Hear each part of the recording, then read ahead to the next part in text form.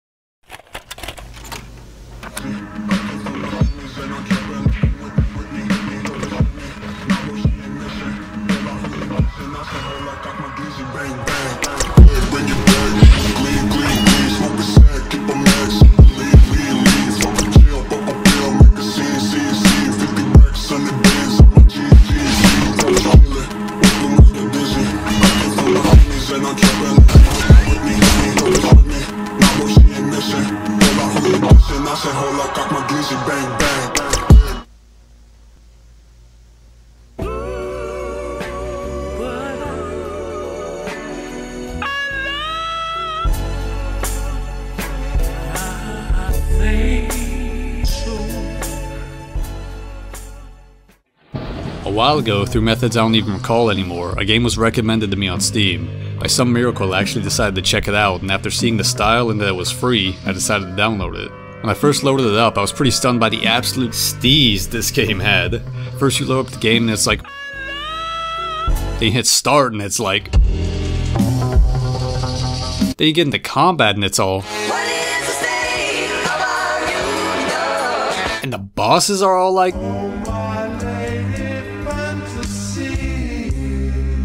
Now, while I was instantly in love with the art style, the music, the story, and the absolute vibe of Star Fetchers, there was the one thing I was massively not a fan of: the combat. You fuck, bitch, you son of motherfucker, god damn it, your mom, come on, pass interference, you're a bastard, Al Qaeda, oh fuck, god damn it, get, move, I just bring the, oh my god, let me through! The game throws more enemies at you than spam calls during election season, which brings me to this video's sponsor, Aura. I get so many spam texts that I literally just have my phone on silent at all times. If you text me, you probably won't hear back from me for at least 2 days. But not anymore. Aura provides you with identity theft protection, VPNs, and scam prevention. The reason you get all these scam calls and emails is because of people who scrape for personal info on various sites to sell off to potential scammers. But Aura provides a data broker opt-out to prevent and remove your personal information from leaking to these people. They also give you antivirus services, a password manager, and 24/7 support from US fraud specialists. Now I can finally turn my phone off vibrate for the first time in about 6 years. I don't even remember what my ringtone sounds like, but I can tell you I'm about to change it to.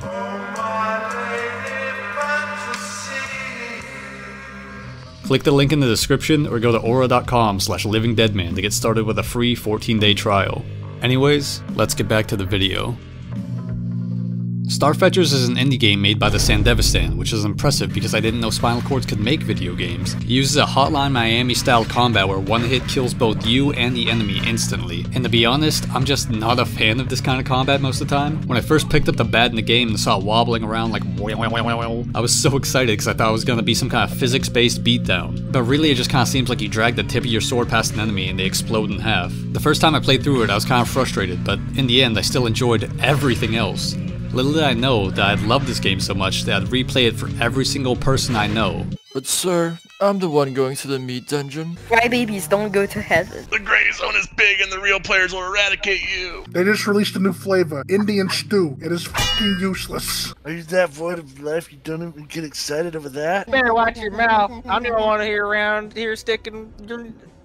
You better watch your mouth. Look over there.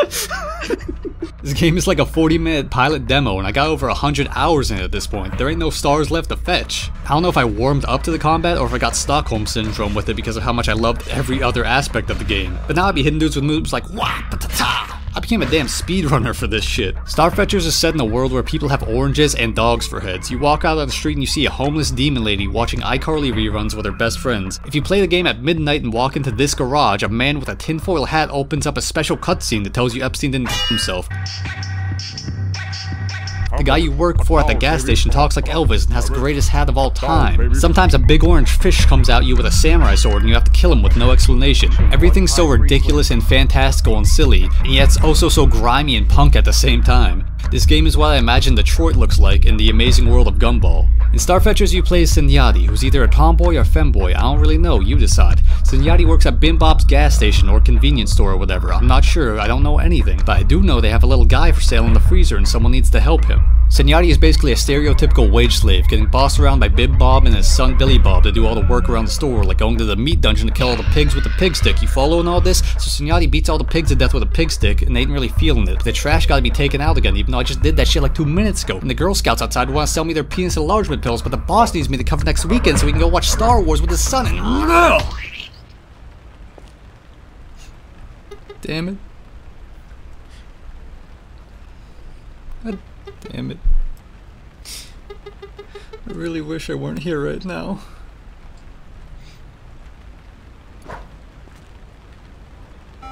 Hey, you loser. What?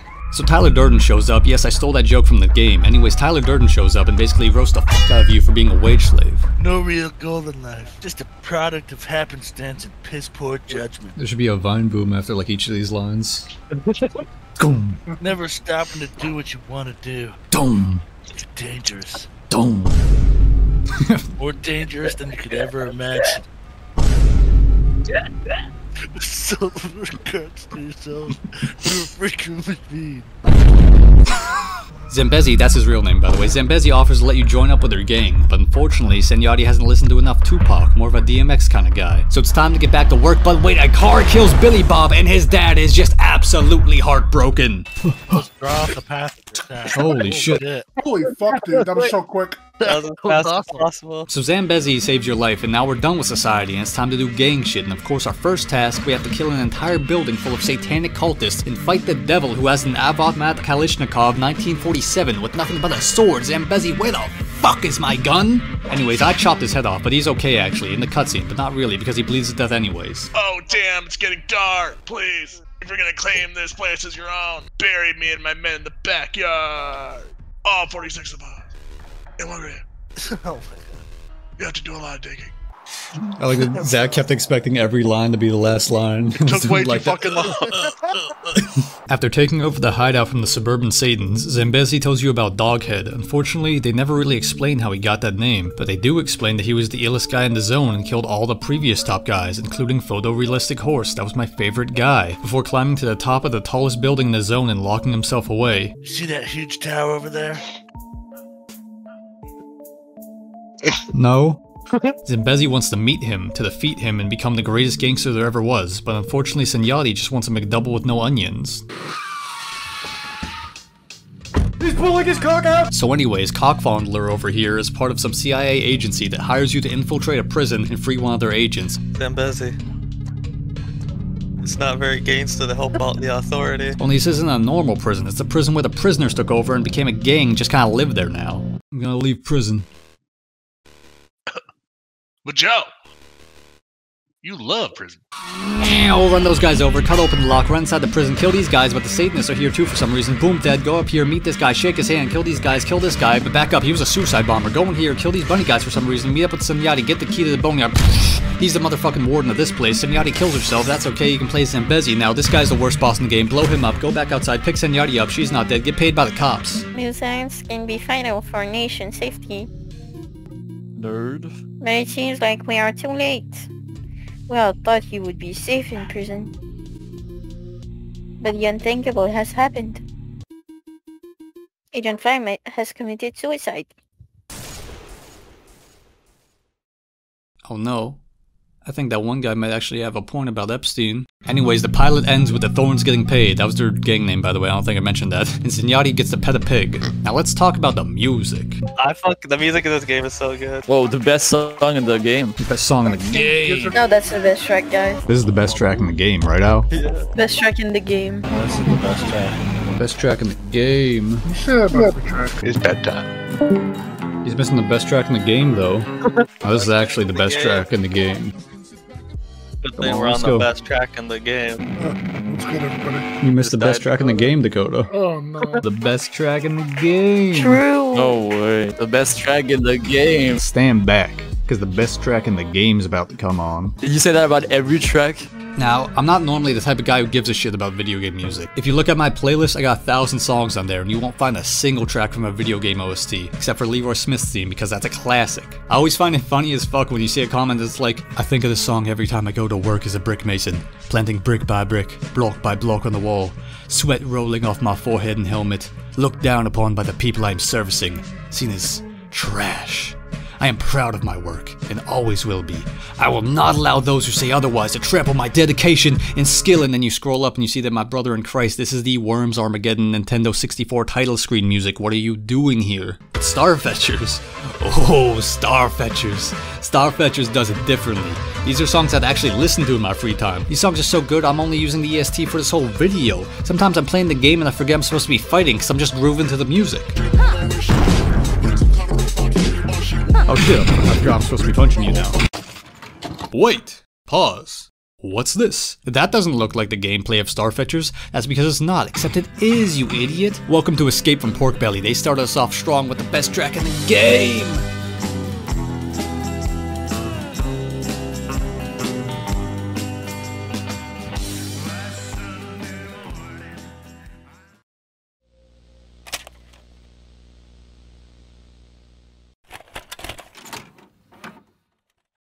Escape from Porkbelly is a DLC that were released within the week I started playing this game, and thank God for it, because I was fucking with this punch-out style combat immediately, even if I was getting my ass kicked. Despite the difference in gameplay, Escape from Porkbelly is a direct continuation of the story, where Zambezi and Zenyatta get kidnapped by a gang called the Rhinestone Cowboys and forced into a fighting arena to work off their debt. As I said, the game has punch-out style combat, but it also uses a roguelite system where you fight to get money, then spend that money in the shop for different upgrades, and you also heal by doing this. There's actually not that many fights in this DLC. You got the standard fight with randomized opponent, the rod shield fight with this fucker, the whip guy with this fucker. Sometimes you don't even get a fight, you just get visited by a wizard who kills you if you pick the wrong card. And the final fight is the Valor and Aim trainer. Get Starfetch. Alright, I won't defuse it, but you better buy Starfetchers. Yo, Starfetchers, bro, your butt. No. Starfetchers. Like you see, they just fall to you. He teleported right in front of you. Now when you play a game like Starfetchers, they just fall to you, right? Yo, this game is not Call of Duty. I know. Starfetchers. Alright, trade offer. I'll give you my gun, you buy Starfetchers. Did you make Starfetchers clothes? I didn't ace, guys. You were ace if you had Starfetchers. If we win this, will you buy me Starfetchers? I'll buy everyone Starfetchers if we win this game. Yeah? Yep. Say on God, please, will you buy me Starfetchers if I win this game? Did you make Starfetchers? Bet. I want Starfetchers. I want Starfetchers. If I suck it, can you buy me Starfetchers? Porkbelly is short, but also incredibly difficult. There's only one checkpoint and about 3 bosses, which means if you die at any point before defeating the first 2 bosses, you have to start all over again. Now, the game can be made significantly easier by just gunning for early vampire teeth, which is the best item in the game. There's also an endless mode where you can wear so many helmets that you take no damage and then hit a guy for 500 billion damage. Now, you might think that the star of Porkbelly is Zambezi since you play as him, but you're wrong actually. The star of Porkbelly is Nevada because everybody loves her. There she is, my wife. Ladies and gentlemen. Nevada is basically your handler and the middle manager of Porkbelly that keeps things running smooth for the big man, Texas. But she doesn't want to be here either. She's also imprisoned by the Rhinestone Cowboys to work off her gambling debt. You want money? I got money. I'm in, motherfucker. Let's see what we got. Give me the big muchola. What?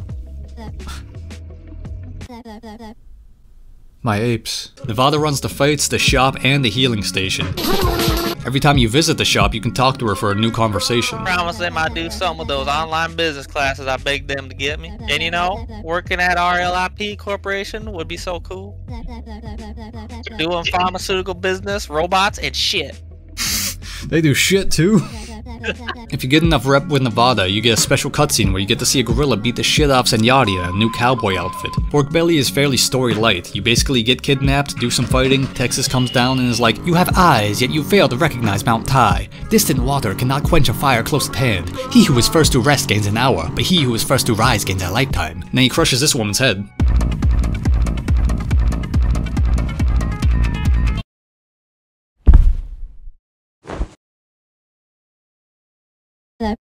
After that, you have a few more fights followed by the second boss fight where if you win it plays a YouTube poop sound effect. What the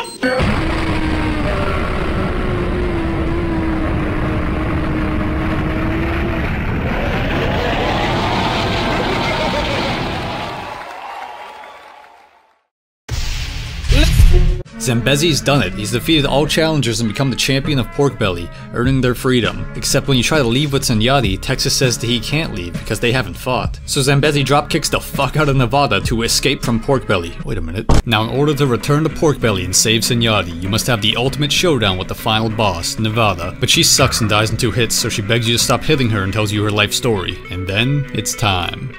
What a beast. That was Escape from Porkbelly.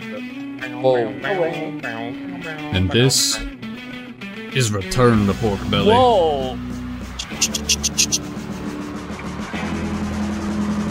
Holy fuck. The best track in the game. Oh. Just when I think I'm out, they drag me back in. Oh, you piece of shit.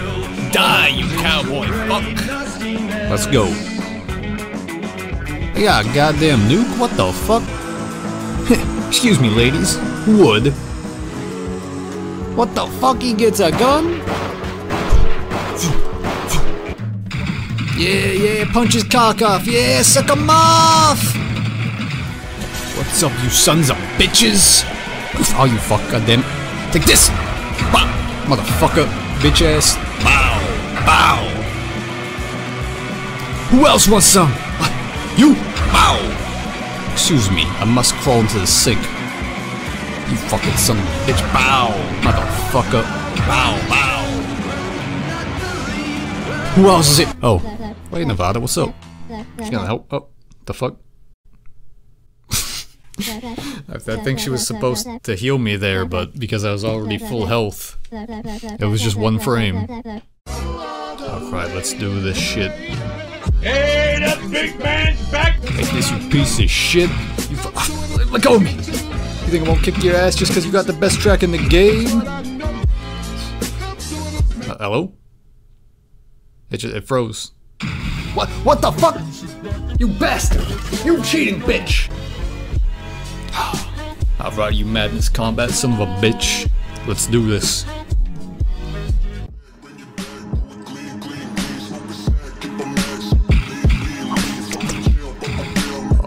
Fuck.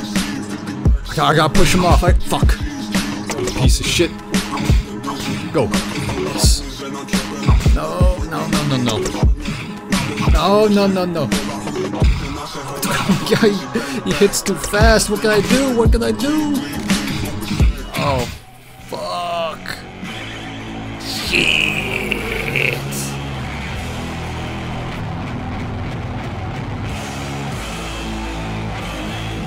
No. We go again. Bada boo bow wow. Bow bitch. Boo bow bing bop bingo dink bop me on die bing bong. Come on. Fuck. Come on, we got this. Oh fuck. Oh my fucking god. That's okay, one more. God damn. He's using wall hacks. Ban his Roblox. Shit. Oh shit. If I do it like this, it's like I never died. Fucking come on. This guy is too hard. I'll come back to this tomorrow. Okay guys, so I came back to it tomorrow, and it turns out that the 1 checkpoint in the game only works while you're still in the game, so I gotta start all over.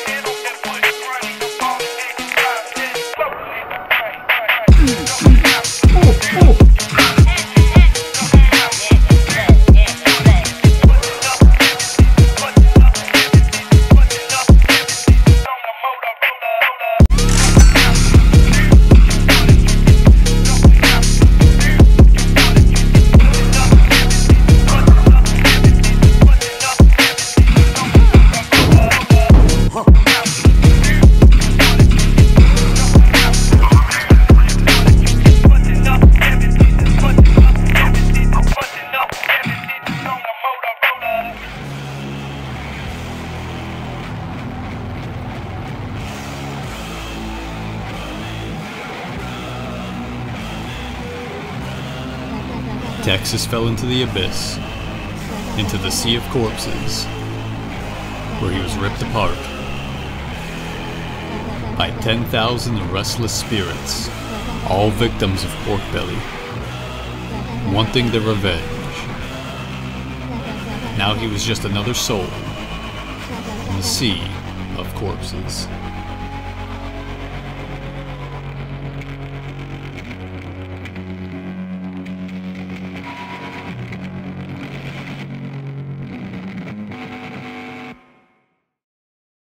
Alright, Nevada, now come on, give me the big money, the big money!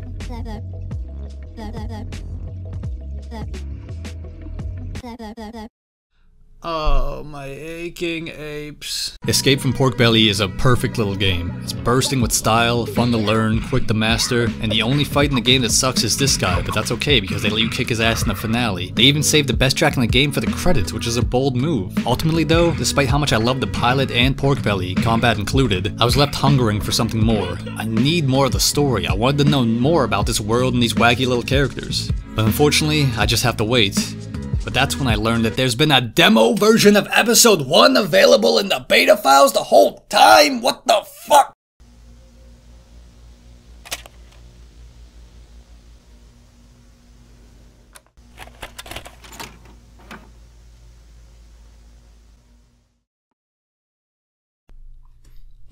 Is this it? I'm just a little fish guy? I can't move. Now the buttons do anything, am I? Oh, there we go.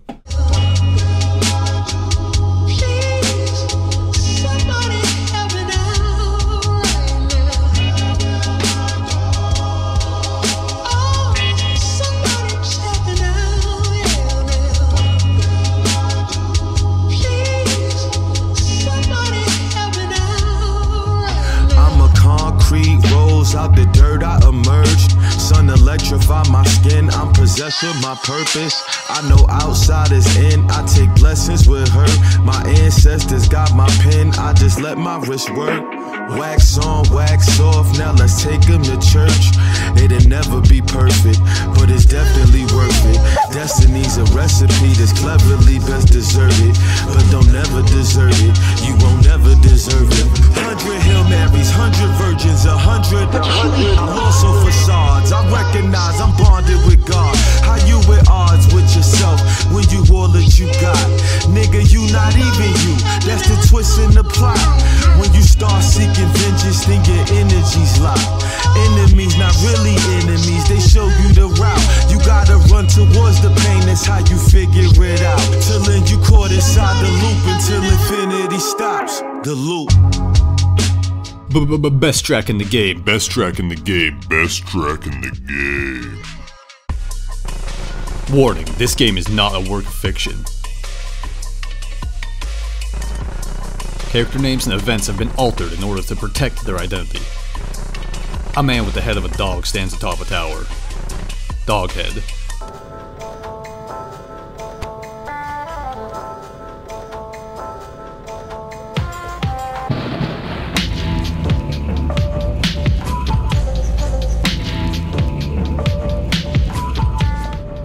Oh my god, Zambezi, we're back! Oh, look, he even has a new little face!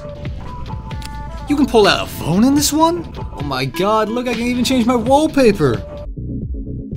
You get a gun in this one? Saskatchewan, you've done it again. For episode 1, Star Fetchers makes the bold move of introducing goblins, specifically a gang of them called the Dungeon Masters who sell bananadine, a special drug made from crushed up banana peels that is totally real no matter what Senyati says. Bananadine is strong stuff, haha. I gotta chill out, party going hard in there. Bananadine is a hoax. No, it works for real, for real. I had like 5 hits of bananadine and a tiny bit of horse tranquilizer. And I'm fucked up. Oh shit, oh fuck! In the demo, you're tasked with taking out the chef, who is both the leader and the drug cook of the Dungeon Masters, but to do that, you have to get the key from these banana stoner philosophers, and to do that, you have to get them some Bananadine Ultra, and to get some Bananadine Ultra, you have to get someone to vouch for you, and to get someone to vouch for you, you have to give a mouse a cookie, and if you give a mouse a cookie, then they'll want some milk, and to get some milk, you gotta visit the Goblin Mommy, and to get the Goblin Mommy's milk, you have to do her impossible graffiti minigame. Alright, there we go. Hey, you know, oh, thank you. Oh, what the fuck? Alright, come on. There you go. What the what? What the fuck, man? No, I fucked this one up. Let me go. Alright, let's. What the fuck? I wasn't done. You cut me off. Oh, this is a good one. This is a good one. You can't say shit about this. What the fuck? Fucking bitch. That's what I thought. I'm a fucking artiste. Alright, now let me just run the drugs back over to these guys. Oh my god! Holy shit, you still think Bananadine is cool, Senyati? Anyways, that's more or less where the story part of the demo ends. The rest is combat and a boss fight before Zambezi lights the whole bitch on fire, accidentally getting Senyati blasted on Bananadine fumes, so now the bitch is ODing in Taco John's. Being just a secret beta demo thing, it's the shortest of the three by far, but it still oozes the same style as the rest of the game while showing you the potential it has to grow both in story and mechanics. In the original pilot, even after I got used to the combat and started liking it, I felt like it was kinda lacking in depth. The demo not only introduces multiple new types of weapons, but also lets you swap between them and throw weapons to take out enemies, allowing for way more creative ways to handle fights. However, Nevada isn't in it, so I'm gonna have to give the demo 5 popcorn buckets out of 7. Star Fetchers has been around for years now, and I'm honestly surprised how little attention it's gotten, so I implore you to check it out and keep up with the development of it. They're also very involved with the community, to the point of implementing a ton of fan characters into the crowd of the Porkbelly fighting arena. I even made a little OC gang of my own with some friends just for fun. That's honestly all there really is to say about the demo, so I guess it's time for some recommendations. The first one is King of Pigs, which you might expect since I recently posted an edit for it. Now there's actually 2 versions of King of Pigs, the animated movie and the K-drama. Personally, I watched about a quarter of the movie before I decided to try the live action one instead because the animation just isn't great. I can't tell you the exact differences since I didn't finish the movie, but obviously the series is much longer, allowing it to go into further depth on certain things. Anyways, it's about a man who has severe trauma from childhood bullying, who one day snaps and kills his wife before setting out on a revenge mission. Or did he? There's not a lot I can say without spoiling it, so it's just something you'll have to check out for yourself. Next is Mad, or maybe MAD, I'm not sure. A manga about a bunch of aliens that definitely aren't xenomorphs invading the Earth and essentially causing the apocalypse. It's unique because it's probably the only manga starring a motherfucker just called John. But aside from that, it gives off a very desolate and hopeless atmosphere, so if you're into hopeless battles for the survival of humanity, give it a look. Lastly, I've gotten a lot of comments from people talking about my music choices for videos or asking me to make my playlist public, and while I'm not gonna do that, I will recommend a song I've been listening to for a bit, which somehow only has about 700 views at the time I'm writing this. Listen to Chinatown Bathroom by HUH or Nicholas Ha. The vibes are absolutely off the charts. I'll leave you with a little preview of it here. You said we have everything in common. It was just the commas that was talking. Now I wonder which city you wander. Tell me, were you ever really fond of me? You said everything been getting caught up. What's so old emotions you ain't thought of? You say that I'm toxic, what's the problem? I can't tell, you never really loved me. Hey, caught up in a wave, I might need to burn the boats. Ooh, I fucked up, I know I need another coast. Alright, Dakota. You're sitting at the bar, right? Yeah. You walk in. Garrett's Or, there. no, you're sitting there. You're sitting at the bar and you walk in. I'm leaving this Discord.